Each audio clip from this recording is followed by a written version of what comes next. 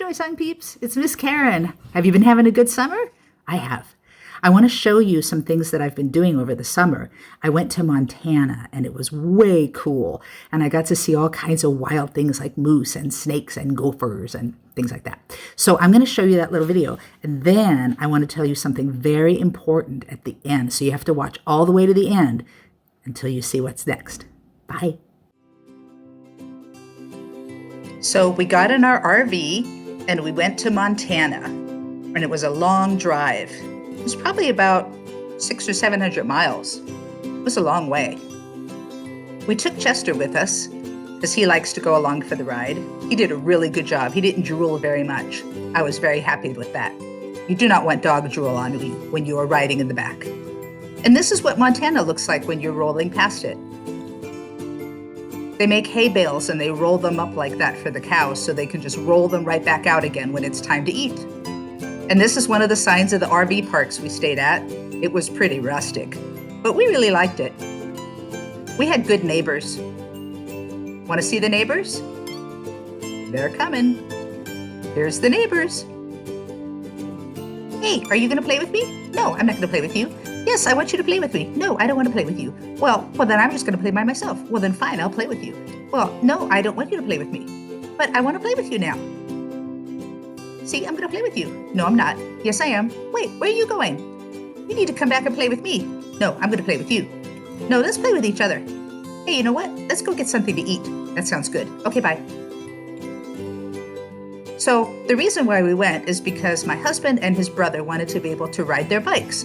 So I would drive the car and drop them off someplace in the middle of nowhere, and then I would wait for them, and then hours and hours and hours later, they would come riding back up on their bikes, and they would be really tired and sweaty and stinky, and I would tell them, please don't run into me. And my husband would always say, oh yeah? Well, I'm gonna run into you right now. Ah!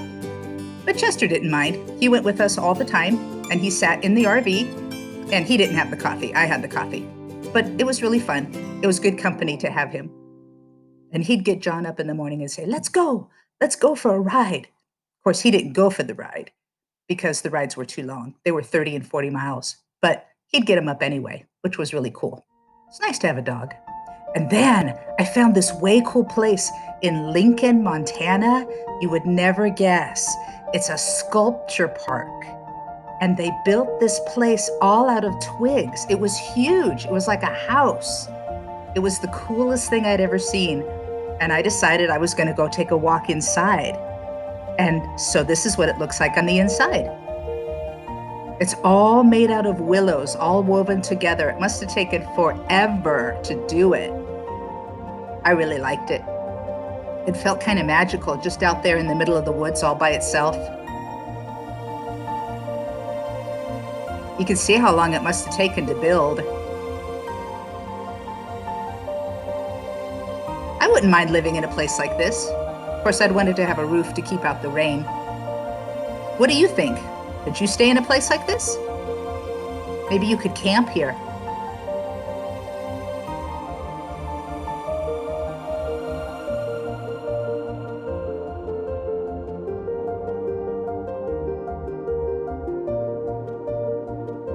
Way cool.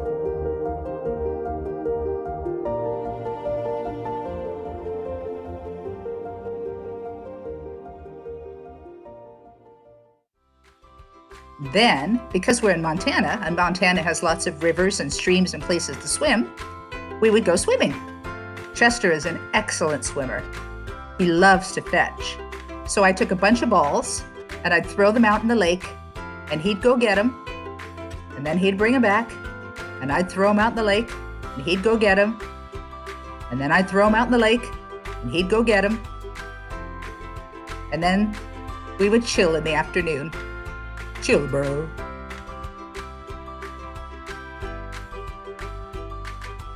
This is Elkhorn Hot Springs. Hot springs are places where the water comes up out of the ground, and it's warm. It's because there's volcanoes underneath. Hot springs. Anyway, really nice places to be able to soak and go swimming. The water's all natural. See, here's a big giant concrete pit that they dug so the water could just flow in. And it was about 95 degrees, so kind of like taking a shower warm, pretty warm. Really, really fun to swim around in. They had some important rules. Don't swim in pools if you have diarrhea. Thank you. I appreciate that. I don't want to be swimming in pools where you have diarrhea. Anyway, I thought that was a good idea.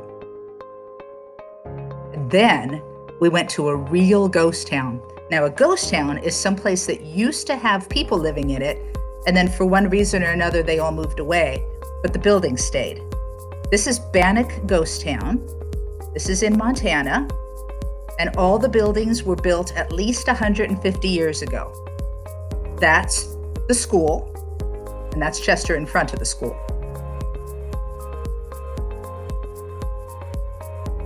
And that's somebody's old house that they used to live in. And Chester likes to pose for the camera, so he sat there and I took his picture.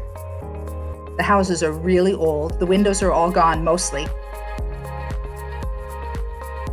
It was a mining town, and so all the stuff in front of that house is stuff that they used to use in the mines. Things to carry the ore or things to move it along. Sometimes you can see an ore cart. And then we got caught in a thunderstorm. And so we had to hide in one of the houses till it blew over. See the wind whipping around his ears? He's like, yeah, I don't like that. And then when we went back to the RV park, the clouds came out and the sun came out and it was much drier and it was really pretty.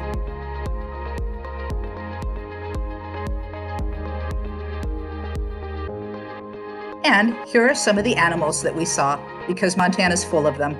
Lots of wild places there.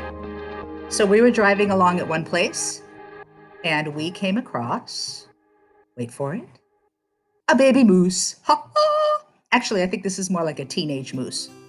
He was right in the middle of the road, so we drove really slow so we wouldn't scare him until he finally decided to walk back off into the woods. And this is me finding a garter snake. Garter snakes are here in Western Washington too. They're very, very nice. They're very good at catching tiny little bugs and insects and keeping your lawn clean. And they're very gentle, so you have to be very gentle when you pick them up. And you can't squeeze them too tight. You have to be very respectful. But he was very nice. He didn't bite. And I got to take his picture, and then I let him go again. And he went back off into the brush to go eat some more bugs. It was really cool. And this is a giant steer. He's huge. He's like the size of a bus. And I know he's not real, but I thought he was pretty cool. He was outside of a gas station. Really, really cool. He's been there a long time. He's probably been there about 50 years. And there's more stories to come, but stay tuned for an important message about the fall. Here it comes. So hey, you made it to the end of the video. Did you like my Montana trip?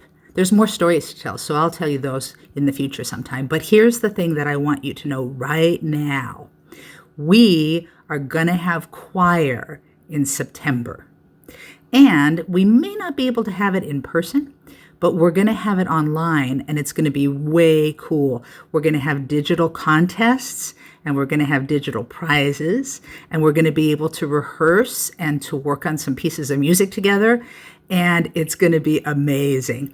I've had a conversation with Miss Katie and Mrs. Emmons and Mr. Michaels, and we're figuring out ways to make the choir experience like really, really cool.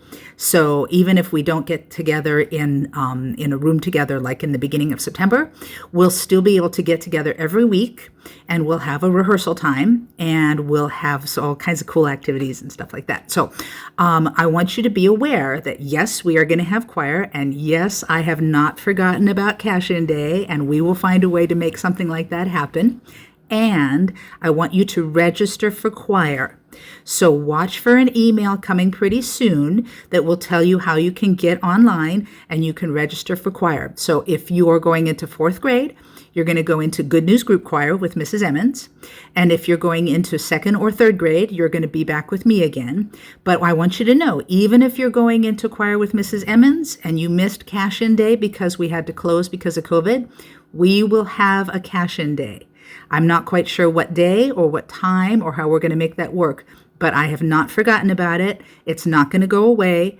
If we have to wait a while to make it happen, we will wait, but we will make it happen, and you will get to participate in it too.